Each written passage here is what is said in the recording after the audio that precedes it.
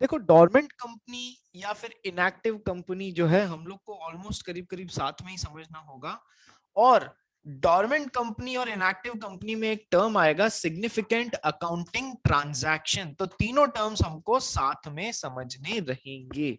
ठीक है, all the three terms need to be understood simultaneously together. हम reading करते हैं और फिर इनको समझने की प्रोसेस करते हैं। चलिए, डोरमेंट कंपनी, कृष्णा।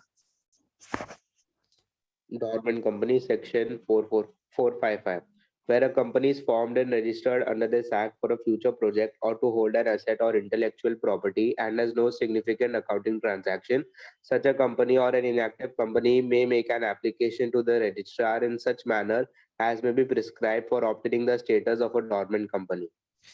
देखो यार, डोरमेंट कंपनी, ठीक है, क्या होती है? एक कंपनी खोली आप लोगों ने, क्यों खोली सर? मान लो आपके पास में कोई एक ऐसा प्रोजेक्ट है जो आपको फ्यूचर में होल्ड करना है, फ्यूचर में उसको एग्जीक्यूट करना है, उसी की तैयारी कर रहे हैं, अभी कुछ विशेष काम नहीं कर रहे हैं। तो ये सोती हुई सी कंपनी है। It's not an active company, it's a dormant company, जिसका पर्पस क्या है? Where a company is formed and registered under this act, यानी कि companies act 2013, for a future project. Sir हमको काम फ्यूचर में करना है, उसके लिए हम थोड़ा थोड़ा तैयारी कर रहे हैं, उसी पर्पस के लिए हम कुछ एक्टिविटी कर रहे हैं, थोड़ी सी, बहुत ज्यादा एक हम फुली फंक्शनल कंपनी की तरह काम नहीं कर रहे हैं। तो फिर हम क्या होंगे? हम डोरमेंट कंपनी की तरह काम करेंगे। So where a company is formed and registered for a future project or to hold an asset or intellectual property. अब मान लीजिए 2020 में कोविड का मार्च में सब जगह प्रॉब्लम हो गया, इंडिया में, बाहर तो पहले ही हो गया था। दैट्स व्हाई इट इज कोविड-19, यानी कि 2019 में ही इस वायरस ने असर दिखा दिया बाहर की कंट्रीज में। इंडिया में पहुंचते पहुंचते 20 हो गया था। ठीक है जी। तो अब लोग सारे साइंटिस्ट रिसर्च में लग गए, ये हो गया वो हो गया। एक साइंटिस्ट ने क्या है, इसका फॉर्मूला ब्रेक कर लिया वैक्सीनेशन का। ठीक है, तो उसने उस वैक्सीनेशन का क्या किया? इंटेलेक्चुअल प्रॉपर्टी राइट लिया, यानी कि पेटेंट लिया। दवाइयों का पेटेंट कराते हैं ना, ताकि कोई और उस फॉर्मूले से बनाने नहीं लग जाए और फायदा नहीं उठा ले, क्योंकि मेहनत तो हमारी है। पेटेंट लिया उसने इंटेलेक्चुअल प्रॉपर्टी राइट्स के थ्रू। ठीक है जी। अब जब पेटेंट लिया, कहा पेटेंट पर्सनल नाम से लूं, इससे अच्छा एक कंपनी खोलता हूं, कंपनी में इसके राइट्स रखता हूं सारे, पेटेंट वाला फॉर्मूला इस कंपनी का होगा, और सीधा मैं क्या करूंगा, इस कंपनी के शेयर्स किसी को बेच दूंगा, ये कंपनी किसी को बेच दूंगा। तो इस तरीके से ये कंपनी क्या है? टू होल्ड एन एसेट या फिर कोई इंटेलेक्चुअल प्रॉपर्टी राइट्स को होल्ड करने के लिए, टू होल्ड एन एसेट या फिर कोई इंटेलेक्चुअल प्रॉपर्टी राइट्स को होल्ड करने के लिए ये कंपनी का फॉर्मेशन किया गया है। It's not an active company. ठीक है, either to hold an asset or an intellectual property right or for some future project or activity इसका निर्माण किया गया है कंपनी का। देन अभी कोई एक्टिविटी नहीं है, then it will be called a dormant company. Active नहीं है भाई, डोरमेंट है। बोलो सर, बेसिक कंसेप्ट समझ में आ गया? ठीक है, यहां तक तो मैंने आपको समझा दिया। And has no significant accounting transaction. Sir accounting transactions है तो सही, लेकिन कोई बहुत ज्यादा इंपॉर्टेंस के नहीं है, सिग्निफिकेंट अकाउंटिंग ट्रांजैक्शन नहीं है। सो सिग्निफिकेंट अकाउंटिंग ट्रांजैक्शंस का मतलब क्या होता है, पहले समझते हैं फिर आगे चलेंगे। Sir significant accounting transactions means any transactions which are other than these things। इनके अलावा आपने कुछ और किया है तो हम उसे सिग्निफिकेंट अकाउंटिंग ट्रांजैक्शन मानेंगे। कंपनी में केवल यही ये बातों को लेके ट्रांजैक्शंस घूम रहे हैं तो वो कोई इंपॉर्टेंट ट्रांजैक्शंस नहीं है। कंपनी को एक्टिव कंपनी दिखाने के लिए डोरमेंट कंपनी ही होगी वो। पढ़ भाई कृष्णा, किस किस तरीके के ट्रांजैक्शंस को सिग्निफिकेंट अकाउंटिंग ट्रांजैक्शंस में कंसिडर नहीं करना है वो पढ़ते हैं। Number 1, Payment of fees by a company to the registrar. Stop. मान लो मान लो मिस्टर एक्स को के पास में एक कंपनी थी। ठीक है, मिस्टर एक्स के पास में जो कंपनी थी, उसने रजिस्ट्रार को फीस पे करने के लिए अपने अकाउंट्स में एक एंट्री मारी कि फीस पेड टू रजिस्ट्रार ₹10,000 या ₹1,000, कोई भी डायरेक्टर नई एप्लीकेशन लगा रहा है उस हिसाब से। तो सर ये तो आपने कंपल्शन के पीछे ये अकाउंटिंग एंट्री घुमाई है कि आपको फीस पे करना जरूरी होता है जब भी आप रजिस्ट्रार के साथ में कोई एप्लीकेशन लगा रहे हो, प्रेस्क्राइब्ड फी आपको पे करना जरूरी होता है। आपको मेरी कंपनी तो एक्टिव है, देखो ये मेरा अकाउंटिंग ट्रांजैक्शन है। अरे भाई ये तो कंपल्सरीली तुमसे कराया जा रहा है, ये अकाउंटिंग ट्रांजैक्शन तो है, but this is not a significant accounting transaction to prove that you are an active company and not a dormant company. Concept basic समझ में आया? किस चीज, क्यों, क्या होते हैं सिग्निफिकेंट अकाउंटिंग ट्रांजैक्शन और क्यों इन चीजों को सिग्निफिकेंट अकाउंटिंग ट्रांजैक्शन में नहीं इंक्लूड कर रहे हैं? सर आप ये दिखा के बोलोगे कि मेरी कंपनी एक्टिव कंपनी, हम नहीं मानने वाले क्योंकि ये तो हमने आपसे कराए या आपको लॉ के कंपल्शन के कारण करने पड़ रहे हैं। तो this cannot be taken into account as a significant accounting transaction simply to prove that you are an active company. Second, payments made by it to fulfill the requirements of this act or any other law. कोई भी law की requirement के लिए, factories act के लिए या फिर दूसरे लॉ के लिए, एनवायरमेंटल लॉ के लिए, या फिर आपने कंपनीज एक्ट के लिए कोई पेमेंट के अंडर कोई पेमेंट किया, लॉ ने आपसे कोई पेमेंट कराया है, तो वो तो हम आपसे कंपल्सरीली करा रहे हैं, उसको आपको सिग्निफिकेंट अकाउंटिंग ट्रांजैक्शन प्रूव करने में मदद नहीं मिलेगी उससे। Next, allotment of shares to fulfill the requirements of this act. Allotment of shares to fulfil the requirement of this act. मान लीजिए कई बार क्या होता है, डायरेक्टर्स को डायरेक्टर्स के जैसे क्वालिफाई करने के लिए, अपॉइंट होने के लिए आपको उन्हें कुछ minimum number of shares allot करने पड़ेंगे। कई बार ऐसी सिचुएशन होती है, तो आपने इन डायरेक्टर्स को शेयर्स अलॉट कर दिए, आपने इन डायरेक्टर्स को शेयर्स अलॉट कर दिए, तो सर ये आपने कंपल्शन के कारण किए हैं, ये आपने कोई अपनी मर्जी से नहीं किए हैं। तो जब आपने कंपल्शन के कारण किए हैं तो फिर ये कोई सिग्निफिकेंट अकाउंटिंग ट्रांजैक्शन नहीं हो। हाँ, आपने नॉर्मल तरीके से एक नॉर्मल आदमी को शेयर्स अलॉट किए होते तो वो जरूर सिग्निफिकेंट अकाउंटिंग ट्रांजैक्शन होता। So allotment of shares to fulfil certain requirements of this act would not be considered as a significant accounting transaction. Point number 4, payments for maintenance of its office and records. आप office किराए पे ले रहे हैं या फिर office की maintenance के लिए आप जो भी खर्चा कर रहे हैं, या फिर आप अपने रिकॉर्ड्स मेंटेन कर रहे हैं, मीटिंग्स के मिनट्स बना के रखना जरूरी होता है, सारे records A to Z importance filing जो भी रजिस्ट्रार के साथ में की है, XYZ अकाउंटिंग ट्रांजैक्शंस को रिकॉर्ड करने के लिए। तो जो भी आपने CA अपॉइंट किया, CS को तनख्वाह दे रहे हो, ठीक है सर, आपने जो पेमेंट किए towards maintenance of your office and towards maintenance of your records of your office और company, that cannot be considered as a significant accounting transaction. So ऐसे ही ट्रांजैक्शंस देखने को मिल रहे हैं आपकी बुक्स में, तो ये कोई सिग्निफिकेंट अकाउंटिंग ट्रांजैक्शन नहीं है। इनके अलावा आपने कुछ किया है, किसी और को शेयर अलॉट किया है, किसी और मशीन खरीदने में पैसा लगाया है, कोई कुछ किया है, कोई एक्टिविटी किया है, रॉ मटेरियल खरीद रहे हो, सर्विस इंडस्ट्री हो तो मैन पावर को सैलरी दे रहे हो, वो सब सिग्निफिकेंट अकाउंटिंग ट्रांजैक्शंस होंगी। ये ट्रांजैक्शन से आप प्रूव नहीं कर सकते कि मैं तो एक्टिव कंपनी हूँ, देखो मेरे ये खर्चे हुए, फीस दी रजिस्ट्रार को, मैंने लॉ के अंडर जो नेसेसरी खर्चे थे वो किए, मैंने लॉ के अंडर जो जरूरी थे वो शेयर अलॉट किए। No, these are not considered as significant accounting transactions. So transactions other than these will be considered as significant important accounting transactions. Dormant company में significant accounting transactions नहीं होते हैं, यानी कि वो सोती सी भी है, उसमें significant accounting transactions होते ही नहीं है। So where a company is formed and registered under this act for a future project, number one, or to hold an asset or intellectual property and has no significant accounting transaction, कोई नहीं है significant accounting transaction, such a company or an inactive company may make an application to the registrar in such a manner as may be prescribed for obtaining the status of a dormant company. ऐसी company या फिर कोई एक inactive company है वो registrar से apply कर सकती है, एप्लीकेशन लगा सकती है कि मुझे डोरमेंट कंपनी जैसे घोषित कर दो, तो मुझे बहुत ज्यादा फाइलिंग नहीं करनी पड़े, कंप्लायंसेस नहीं करने पड़े। ठीक है, ये समझ लिया, ये समझ लिया। अब समझते हैं इनएक्टिव कंपनी। ऐसी कंपनी या फिर एक इनएक्टिव कंपनी डोरमेंट कंपनी के लिए अपने आप को डोरमेंट करवाने, घोषित करवाने के लिए अप्लाई कर सकती है। अब पढ़ते हैं इनएक्टिव कंपनी क्या होता है। Krishna. Inactive company means a company which has not been carrying on any business or operation or has not made any significant accounting transaction during the last 2 financial years or has not filed financial statements and annual returns during the last 2 financial years. Sir 3 criteria दिए गए हैं inactive company, तोड़ तोड़ के पढ़ो, pointers बना के पढ़ो, याद रहेगा।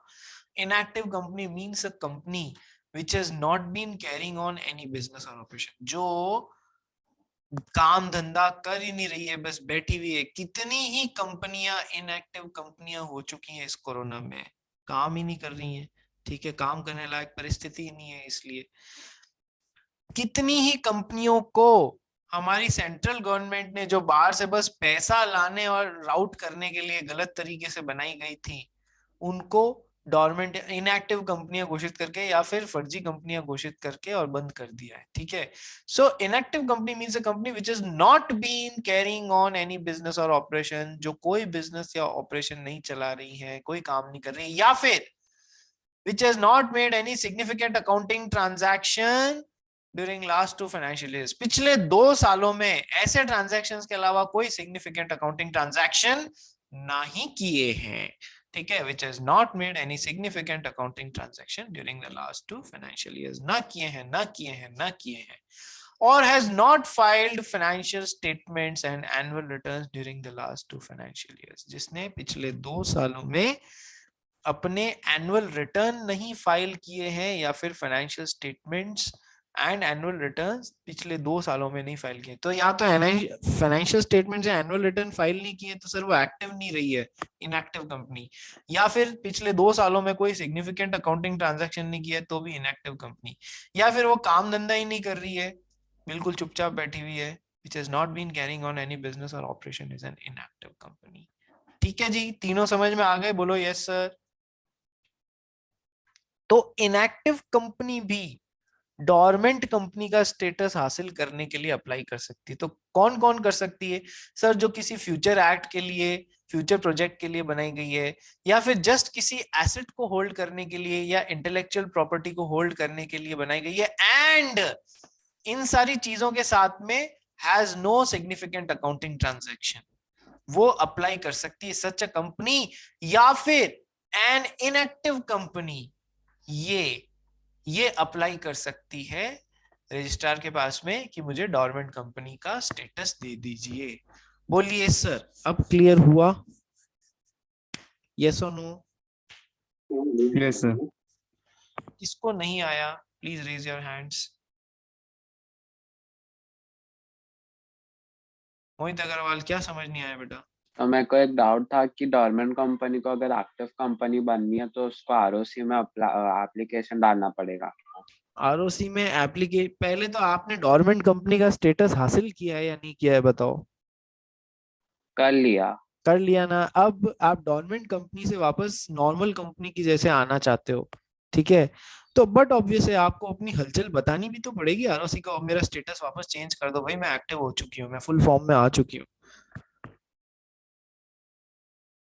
हाँ सर, ठीक है। ठीक है, ये तो मतलब जस्ट एक तरीके से बोलो तो कॉमन सेंस वाली बात है। ठीक है जी, सिग्निफिकेंट अकाउंटिंग ट्रांजैक्शंस होने लग गए हैं तो वापस अपना स्टेटस चेंज करा लो यार। ठीक है जी, चलो नेक्स्ट, ये भी समझ लिया। निधि कंपनी हमने कल ही समझ लिया था। अब अपन को बढ़ना है public financial institution, which is the last topic.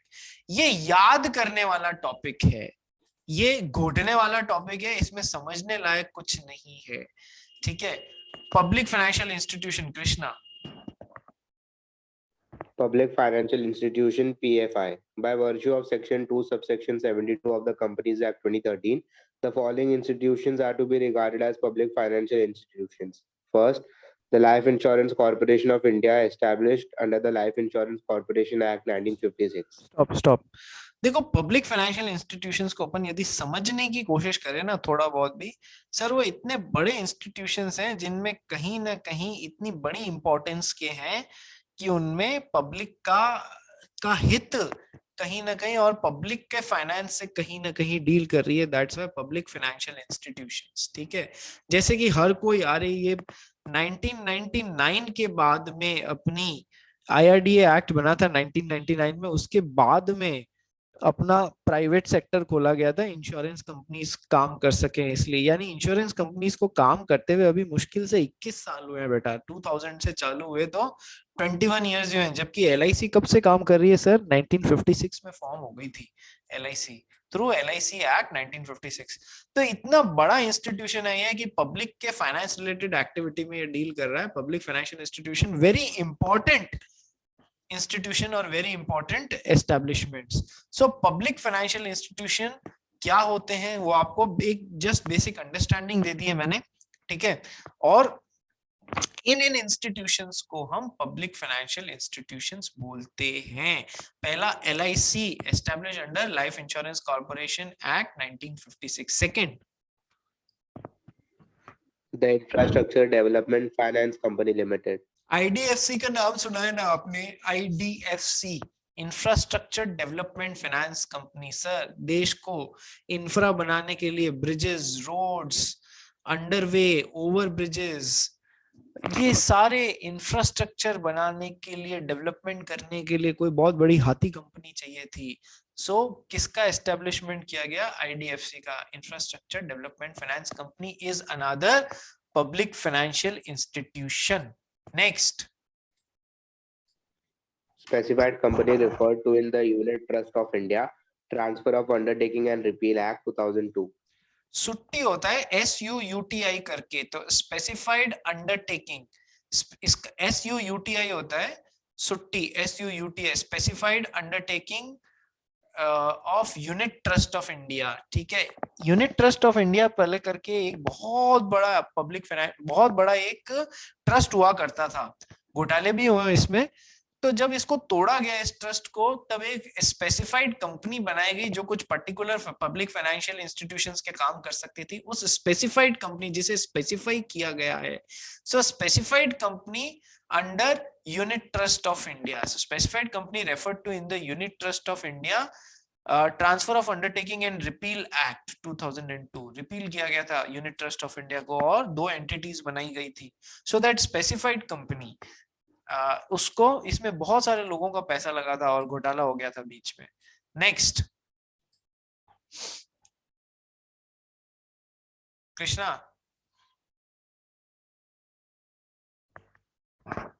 Krishna. Hello, sir. हाँ जी। Next Sir. Institutions notified by the central government under Section 4A, Subsection 2 of the Companies Act 1956, so repealed under Section 465 of this Act. देखिए पुराने act में companies act 2013 से पहले companies act 1956 चलता था। Companies act 2013 से पहले क्या चलता था? Companies act 1956। पुराने वाले कंपनीज एक्ट में जिन इंस्टीट्यूशंस को सेंट्रल गवर्नमेंट ने पब्लिक इस सेक्शन के अंडर नोटिफाई किया था एज पब्लिक फाइनेंशियल इंस्टीट्यूशन, वो इस नए एक्ट में भी पब्लिक फाइनेंशियल इंस्टीट्यूशंस कहलाएंगे। बस आपको इतना याद रखना है, पुराने एक्ट की डिटेल में ज्यादा घुसने की जरूरत नहीं, क्योंकि वैसे भी इस पे आएगा भी तो बहुत छोटा सा आएगा, define what is a public financial institution, तो ये सब घोटे हुए होने चाहिए बस। Next. Such other institution as may be notified by the central government in consultation with the reserve bank of India.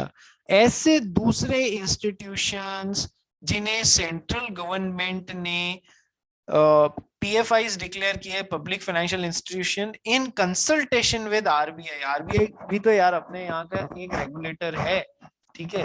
India में कौन 3 रेगुलेटर काम करते हैं रे? वैसे तो बहुत सारे हैं। मेन इंडियन इकोनॉमी के 3 रेगुलेटरी स्तंभ कौन से हैं, पिलर्स कौन से हैं बताइए? एक तो हो गया RBI, जो कि बैंकिंग सेक्टर और मनी मार्केट को रेगुलेट करता है? ये फर्स्ट रेगुलेटर। सेकंड रेगुलेटर का नाम बताओ। Sir SEBI. Yes, very good Pratyush. SEBI, securities and exchange board of India, जो कैपिटल मार्केट को रेगुलेट करता है, स्टॉक एक्सचेंजेस, आईपीओ, एफपीओ, इन सबको। तीसरा, स्टूल का तीसरा कंपोनेंट बताओ। तो 3 लेग पे अपना स्टूल टिका हुआ है भाई। तीसरा अभी नाम लिया था थोड़ी देर पहले, मैंने खुद नहीं ले लिया था। Sir IRDA। Yes, insurance regulatory and development authority. Insurance sector में इतना पैसा पंप होता है, आप लोग ये तीनों पैसे को लेके, इकोनॉमी को लेके बहुत इंपॉर्टेंट 3 रेगुलेटर्स हैं सर। तो इस अब स्पेसिफाइड अपने पब्लिक फाइनेंशियल इंस्टीट्यूशन है, आरबीआई के कंसल्टेशन में किसी को बनाना है तो उसे भी बनाया जा सकता है। ठीक है जी। तो who all are public financial institutions? Following all are the public financial institutions. You need to mug this up. ठीक है, किसी इंस्टीट्यूशन को पब्लिक फाइनेंशियल इंस्टीट्यूशन जैसे बनाने के लिए या जैसे नोटिफाई करने के लिए सेंट्रल गवर्नमेंट नोटिफाई करती है, नोटिफिकेशन निकालती है इस बारे में। तो किसी इंस्टीट्यूशन के लिए, पब्लिक फाइनेंशियल इंस्टीट्यूशन बनने के लिए क्या क्या क्वालिफिकेशन है, आइए पढ़ते हैं। Krishna, point A. It has been established or constituted by or under any central or state act other than this act or the previous company's law. Sir, parliament में या यदि सेंट्रल लेवल का एक्ट है, ठीक है, तब तो पार्लियामेंट में स्पेशल एक्ट पास करके बनाया गया है उस पब्लिक फाइनेंशियल इंस्टीट्यूशन को। जैसे एलआईसी को कैसे बनाया गया था, पार्लियामेंट में लाइफ इंश्योरेंस कॉर्पोरेशन एक्ट 1956 पास करके बनाया गया था। तो sir, what are the conditions? The first condition is it has been either established or constituted by under or any central or state act. और यदि स्टेट में बनाया जा रहा है तो ये विधानसभा, ये जो स्टेट की विधानसभा वगैरह होती हैं, उनके हिसाब से उन पार्लियामेंट्स में, उन विधानसभाओं में पास करके और बनाया गया है। ठीक है, तो सर पहली रिक्वायरमेंट, पहली मतलब एक क्वालिफिकेशन की, यदि ऐसा है तो आप पब्लिक फाइनेंशियल इंस्टीट्यूशन जैसे नोटिफाई किए जा सकते हैं, या तो आपके पास में पॉइंट नंबर ए हो, it has been established or constituted by any central or state act और other than this act, state act other than this act means companies act or the previous company law। ठीक है, ये companies act के अंदर नहीं, special act के through इन सबको बनाया गया है। ठीक है, या फिर दूसरी क्वालिफिकेशन क्या है भाई आपकी, जिससे आप पीएफआई बन सकते हो? Not less than 51% of the paid up share capital is held or controlled by the central government or by any state government or governments, or partly by the central government and partly by one or more state government. That means you are a government company or not? Second qualification क्या हो गया? Indirectly ये क्या बोल रहे हैं? That means you are a government company. Either you have been established by passing a special act into the by a center or state, or you are a, ऐसे लिख मत देना कि you are a government company, ये पूरी detail देना। Not less than 51% of the paid up share capital is held or controlled by the central government, state government or governments, or partly by central government, partly by one or more state governments। इस तरीके से समझ आ गई जी? बोलिए, public financial institution क्या होते हैं, बनने के लिए क्वालिफिकेशन क्या होती है, ये क्वालिफिकेशन होती है भाई। हाँ जी, इसी के साथ में बहुत बड़ा टॉपिक था टाइप्स ऑफ कंपनीज हमने खत्म कर लिया है। अब नेक्स्ट टॉपिक जो हमको चालू करना है कि एक कंपनी को इनकॉर्पोरेट कैसे करें या फिर रजिस्टर कैसे करें, बच्चे को कैसे, आर्टिफिशियल पर्सन को कैसे जन्म देवें, हम लोग को ये स्टार्ट करना है। How should we start with or registering or incorporating a company. Big topic, but देखो करते हैं कंप्लीट इसको भी। ठीक है, मैं आपको नया लिंक भेज रहा हूँ, उस पे कृपया ज्वाइन कर ले, सो दैट इसका एक अलग ही वीडियो बन जाए।